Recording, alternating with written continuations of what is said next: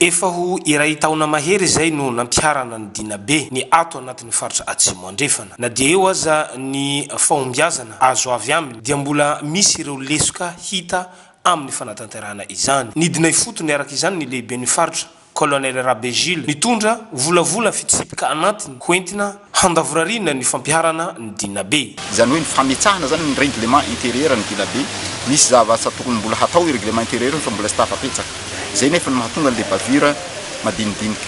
Manaraka an'izay eo ihany koa ny bureau ny dina amin'ny district zay mbola tsy tafatsangany ny Anymbokombe, mila apetsaka zay le bureau ny Dinabe ato anatin'ny district zay. Eto zaho dia milaza amin'ny mpanatanteraka ny dina rehetrarehetra ato anatin'ny faritra tsy manjefa. Fa tsy ampidirina ndray resaka kolikoly ny amin'ity dina ty. Tsisy vola aloha amin'ny famelarana kabary zany. Na any amin'ny fokotany io dia tsisy vola aloha amin'ny président fokotany, na any amin'ny maire io commune tsisy vola aloha amin'ny commune, ny chef district tsisy vola aloha amin'ny chef district.